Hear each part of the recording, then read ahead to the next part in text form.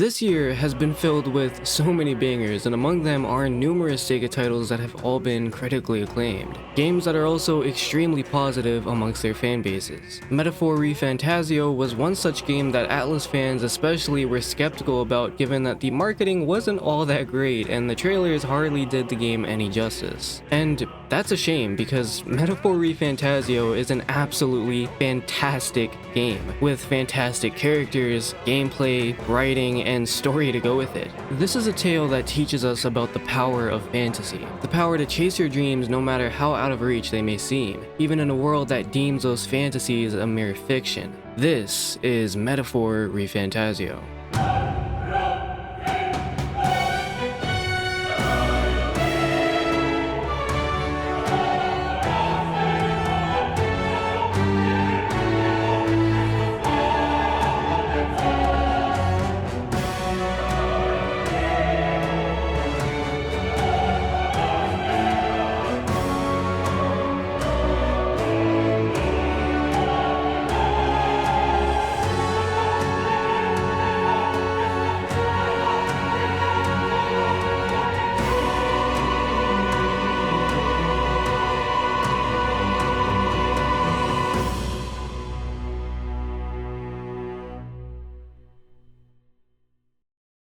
The development.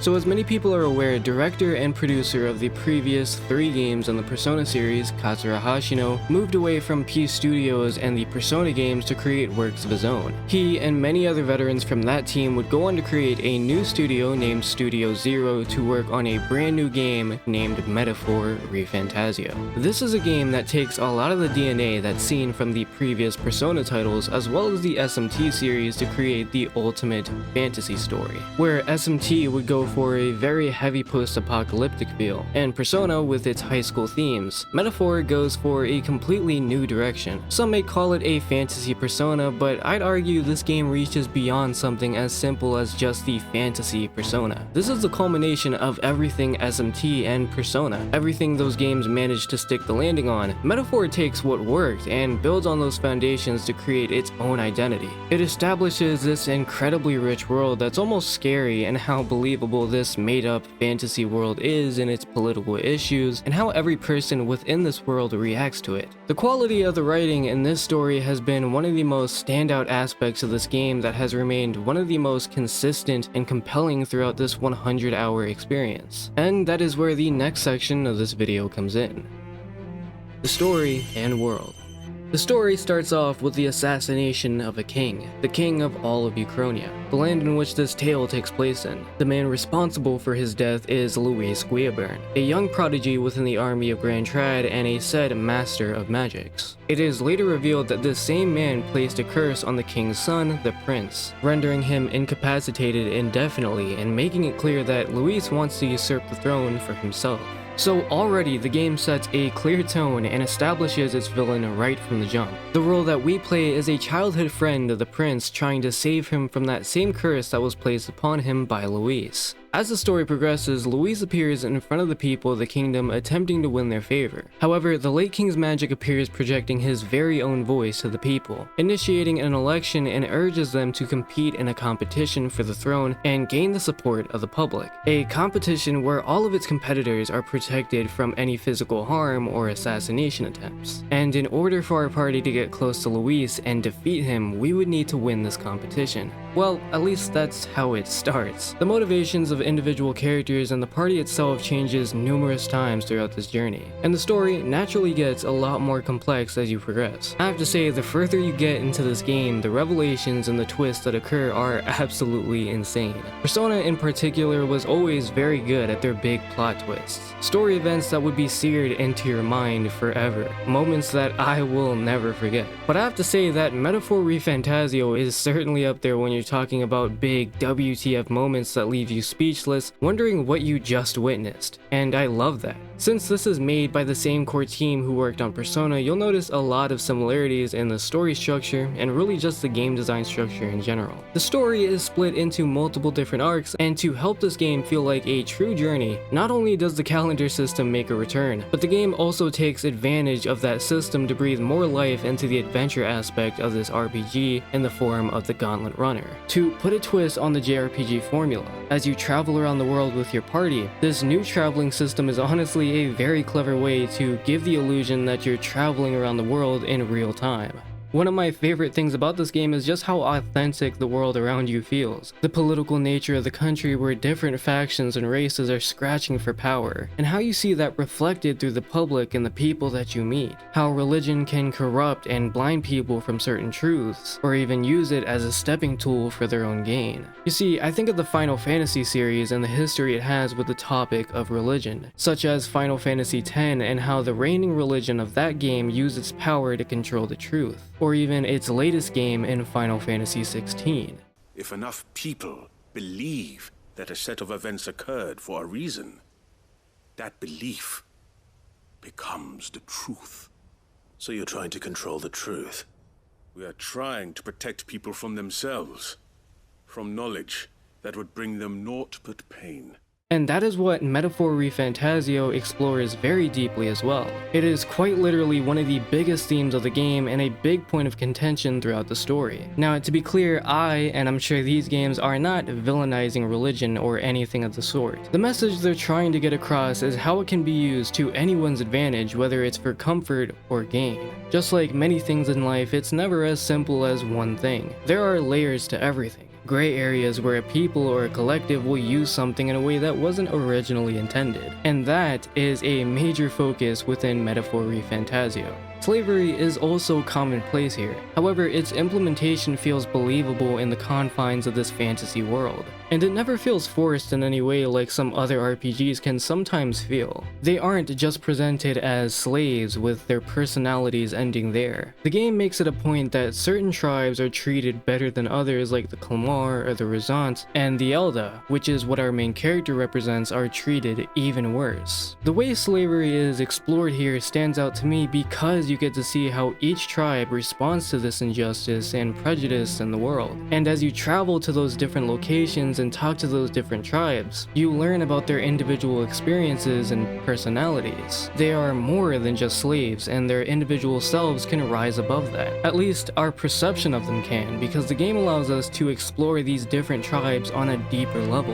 And that is something that I feel a lot of games do not explore to this extent, or simply keep them on the surface level as just slaves for us to feel bad about for the sake of the plot. And I'm glad to see that Metaphor ReFantazio sees that as a topic to be fleshed out as much as possible.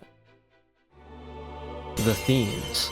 There are so many themes you can find in a story in any form of media, and naturally that applies to Metaphor ReFantazio as well. Whether it's religion, hope, or equality, there are plenty of themes that the game explores. But the central theme, the message that has followed the player throughout the entirety of the story, is fantasy. Everything from the setting of the game being an opposite reflection of our world where their fantasy is our reality. How each character connects with that theme in longing for change, to dream of a better world for their own reasons. And to hit the nail on the head, the protagonist and the antagonist of the story both have the same fantasy. However, it's the way they both go about it that create that interesting friction and conflict throughout this journey. It's for those examples and many more that so accurately represent why fantasy is the central theme and foundation of the story. How that core message is handled is exceptionally well done, because even in this fantasy world, everything feels grounded in reality as if you're staring through a window to real life.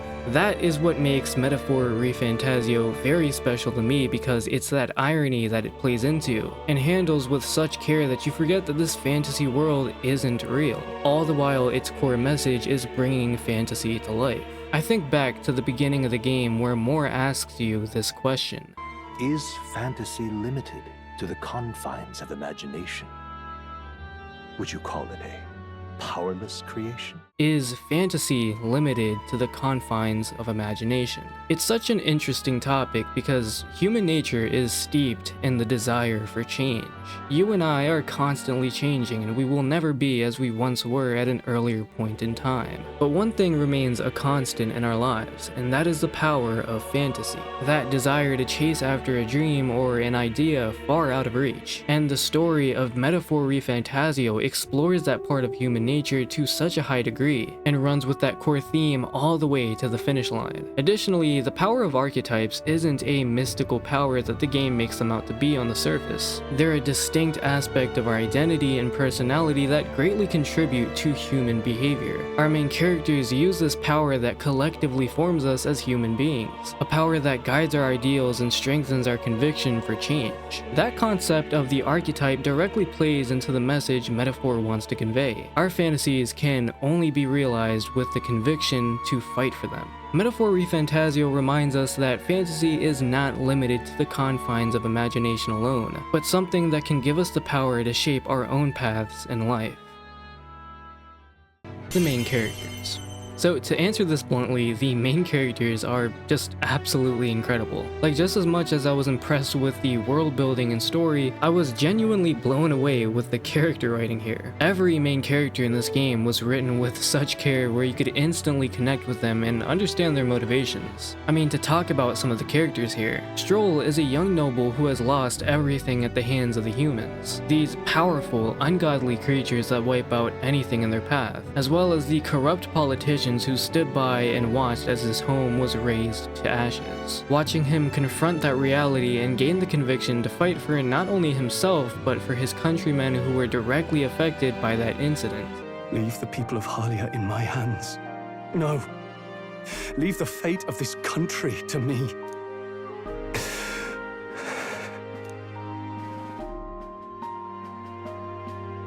Or Hulkenberg, who was a proud royal knight brought to shame after failing to protect the prince from being inflicted with the curse. How she immediately discarded her position to find where the prince was taken after that incident, even though her leaving would mean that her peers would see her as weak nonetheless. And yet, despite knowing that she would lose that respect and her image, she chose to search for the prince regardless, even though in the end her search would amount to nothing until the current events of the story. Never again will I wield my power only to hide my own sense of inferiority. My convictions shall lead me, and I shall fight by their strength. Thus, I vow anew to use my power for you. I'm counting on you, Hulkenberg. You only need focus on pushing forward. For that, I would gladly give my life. When you look at Heisme, who was a part of the Shadow Guard, a character a part of the Ujif tribe that's highly looked down upon amongst the people of Ukrainia. And though Heisme is an ambitious individual, the prejudice against him and his family led him to leave the Shadow Guard behind, only to find out that that same prejudice led to his son's death. And at this point, corruption was rampant and the Sanctus Church was at the height of its power. Heisme's son died on the streets for no real reason, and the fact that he was a Ujif didn't make it any better. My son died. I'd failed to protect him. And despite everything I felt, I'd resigned myself to being powerless. Just like the damned elders I'd hated so much. But you know, you lot have helped me realize something. I'd thought for a long time that if I wanted to feel accepted, instead of being the eternal outsider, I'd need power, status, some mighty patron nobody could defy. I wasn't really looking to swear myself to some superior. I only wanted not to be alienated for who and what I am. I just needed allies. Friends.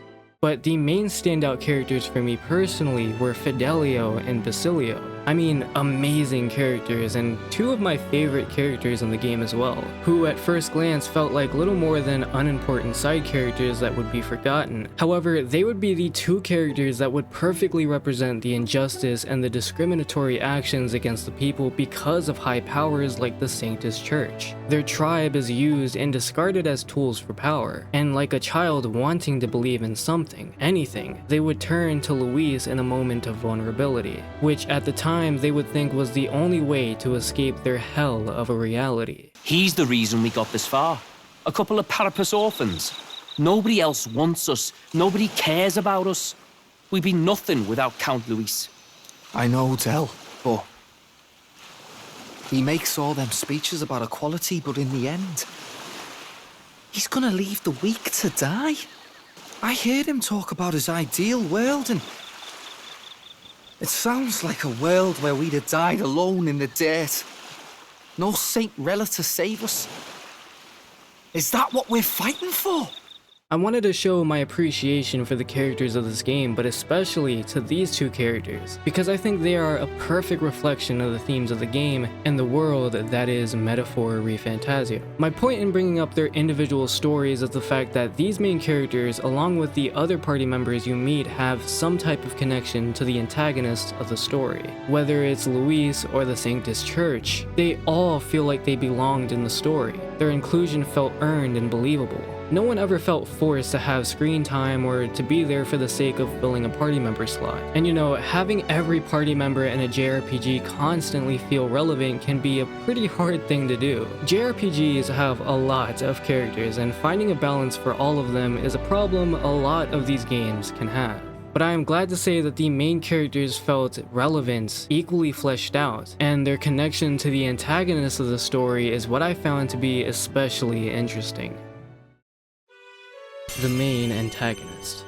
The main antagonist of this story is Luis Guillaburn. As previously mentioned, Luis was a prodigy within the royal army of Grand Trad and quickly rose through the ranks. His contributions were so great that it earned him the attention of high-ranking officials and political figures around the world, including that of the king of Uchronia himself. Luis is believed to be a Clamara, which is the most powerful and respected tribes within Uchronia. However, that was simply a disguise to mask his true identity as an Elder, which he used as a way to climb the social ladder of society. Of course, this is the same tribe that our main character is from as well, which creates some interesting parallels. You see, Luis dreams of making a world of equality by flushing out the weak and leaving only the powerful to survive. To do this, he would bring down the current world in order to create this new reality, which, if you recall, is very similar to the old war that occurred between humans, how they fought each other over the imbalance of power. That war would spark the end of an era and create the era that we see currently.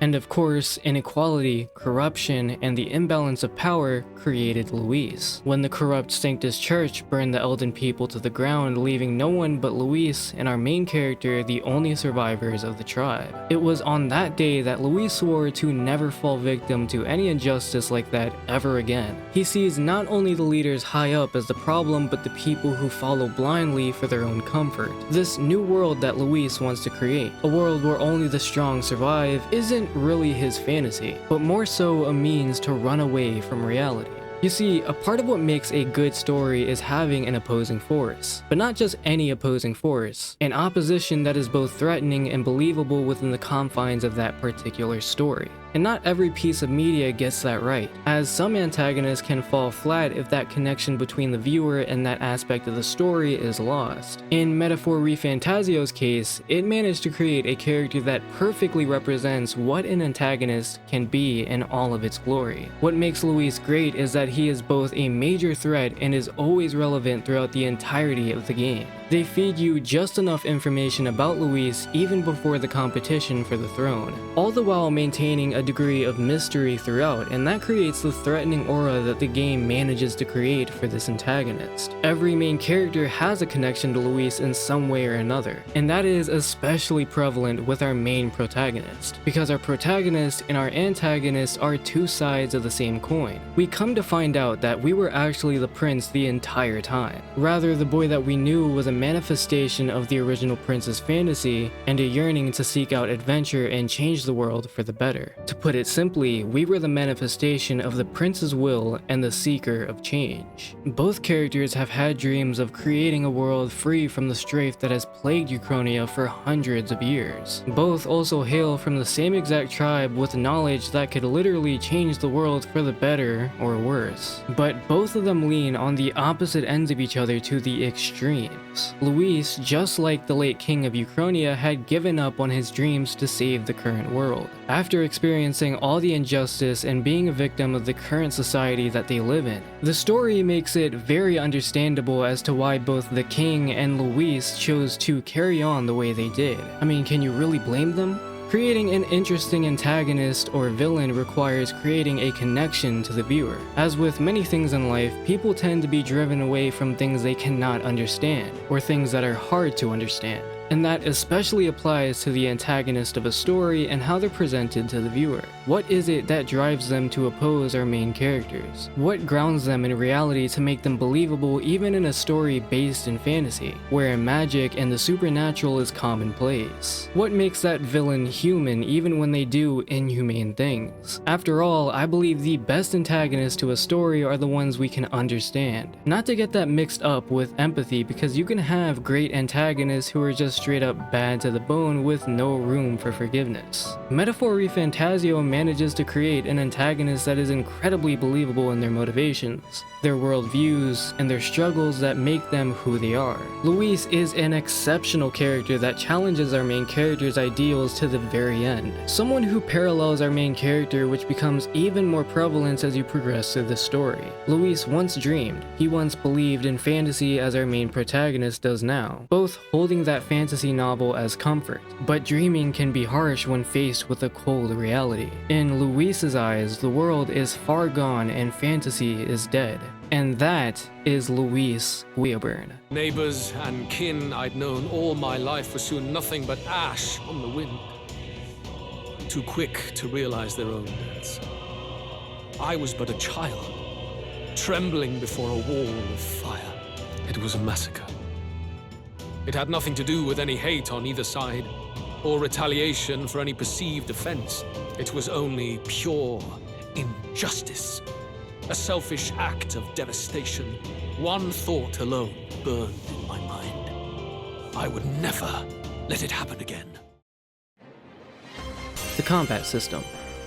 Now, Metaphor ReFantazio actually does something very interesting with its combat system, and they innovate in a way that feels pretty fresh in the JRPG genre, all the while still building off of that core combat that the Persona games have been innovating on for years. I'll say this right now, Metaphor ReFantazio's combat is one of the best versions of Sega's long-running history with turn-based combat yet. In more recent years, Sega has not been shy in making a lot of their games turn-based and dabbling in that type of gameplay genre. Hell, the Yakuza series that was once a beat-em-up action-style game has since then strayed away from its roots to try something new with its more recent titles in Yakuza Like a Dragon. And overall, the reception around those games are absolutely stellar. But here, they add a lot of new mechanics that I didn't know I needed in a turn-based game until I played this, and then I asked myself, where has this been all of my life? The new addition of action combat that allows you to dispatch of weak enemies in a flash, where in other turn-based RPGs they would force you to fight every enemy, even the weaker ones in a turn-based instance. In this game, you can simply hack and slash those low-level goons in an instant. What before took a minute or two in a random battle now takes 2 seconds. And that's not all the action combat is good for, as fighting higher level enemies in action combat refills your MP as long as you and your teammates are continuously hacking away at your enemy's posture bar, thus granting you more MP. It's really a simple new mechanic that I love seeing games experiment with because they're experimenting with new additions to an already beloved combat system they've been honing for years at this point. But really, the glue that truly brings this combat system together is the job system. I've always been of the mind that a good job system can make a good combat system great because of just how many possibilities it provides to the player. Being able to learn any archetype with any character and bring those skills that you learned from your current archetype to an entirely different one is amazing. It really just makes the combat extremely flexible to work with. Oh, you want fire magic but you don't want to switch to a mage? Well, since I unlocked that skill using mage, I can pretty much just bring that skill to any archetype I want. Job systems are great because it's such a simple solution to provide a high level of replay value where everyone's playthroughs and playstyles can always be fresh. The combat system that demonstrates the benefits of continuously innovating on a battle system that has been the established gameplay since the series started. As if adding bricks to an already strong foundation, Metaphor is a prime example of this. Game design. Now, the game design of Metaphor ReFantazio, like the combat, takes in many aspects of the Persona games like the Confidant system and the calendar system. How, like in Persona, you would level up stats by doing daily activities like studying, reading, watching movies. In Metaphor, those stats, called virtues, are leveled up by speaking with and coming to an understanding of all of the different tribes from each land that you visit. It really helps connect you with the world and the people within it. How does each individual tribe live their lives? To be able to listen to their stories as you travel the land and come to understand the people on a personal level is such a fitting addition to the game and helps drive its themes forward. Now, as for the calendar system, I'm gonna say something pretty controversial. I think it's important to understand that the calendar system in Persona and in Metaphor ReFantazio is a very important aspect on a narrative level, something that does make sense within the game design of these games in particular. However, I'm gonna say that I am not a big fan of the calendar system in this game, and really the main reason for that is mostly during the downtime sections before big arcs where you're simply preparing for the next big story event to happen. I think these downtime sections are way too long and something that I think future games can definitely improve on in terms of shortening them, or simply just innovating on this current system that really hasn't had much of a switch up in the past 4 games at this point. It's ironic given that Atlas is really good at building off of a lot of their systems, but the calendar system is one that has stayed fairly the same for years. Now, do not get me wrong, I do not think that they should just completely throw this system away, that's not what I'm saying at all, but I have felt that this system in particular has gotten pretty stale, at least for me. You know, having to wait 15 to 18 days before the next story event can kind of get repetitive. At least that was the feeling that became progressively more prominent as I played through the game.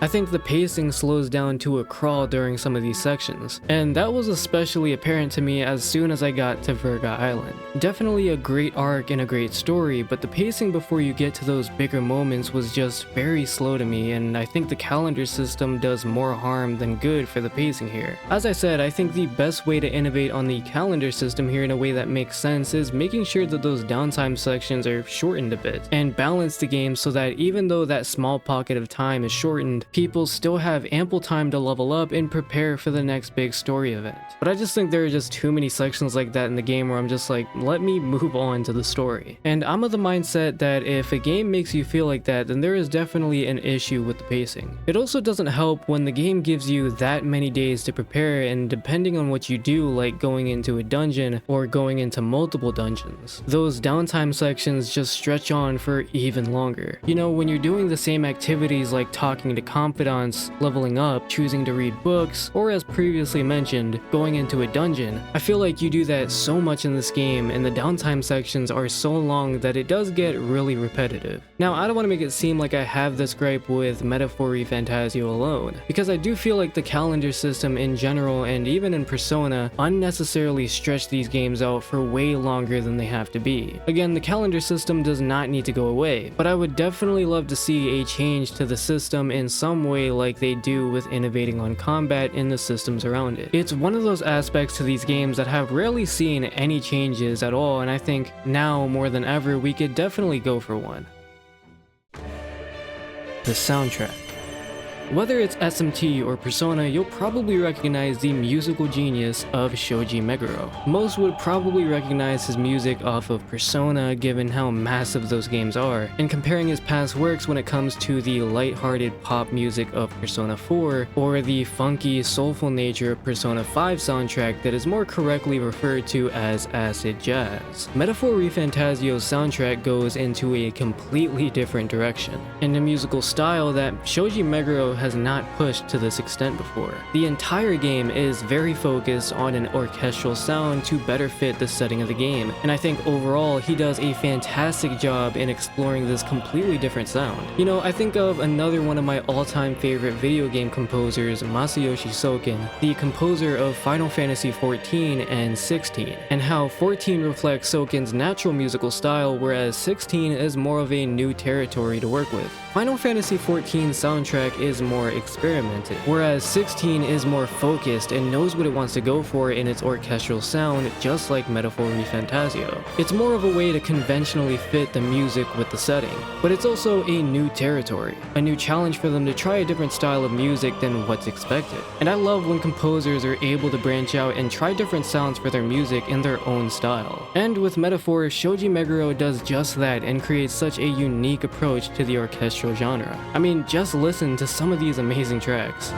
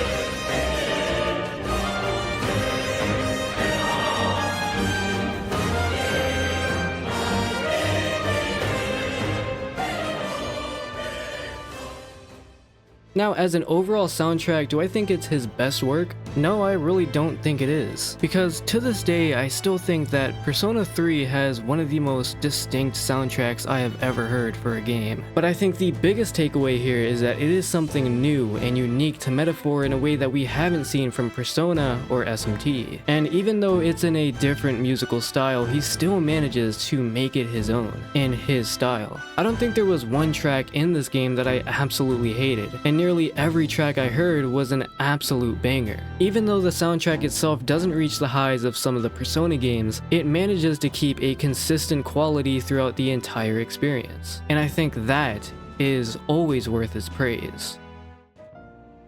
The achievements.